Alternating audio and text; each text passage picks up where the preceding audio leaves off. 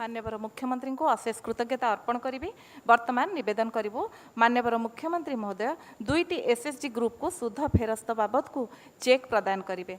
प्रथम ग्रुपटी हूँ बरगढ़ जिलार माँ जमुना एसएचजी जार प्रेसिडेंट एवं सेक्रेटरी आसी माननीय मुख्यमंत्री निकटू यही चेक ग्रहण करेंगे।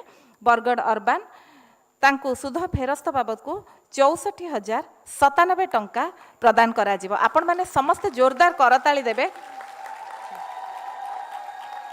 द्वितीय ग्रुपटी होछि गंजाम जिलार माँ बिमला एसएचजी बरहमपुर 2।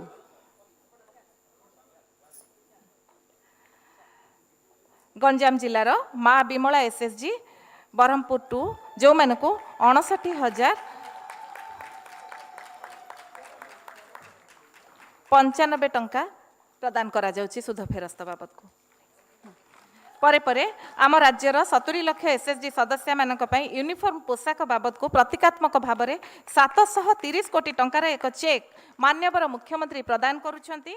मु माँ मान को अनुरोध करी से माने समवेत भाव में आसी यही चेक ग्रहण करेंगे। जिलूर जो मैंने ए कार्यक्रम में जोड़ी होती समस्ते विपुल करताली दे शुभ मुहूर्त को उपभोग करेंगे। समस्त को निवेदन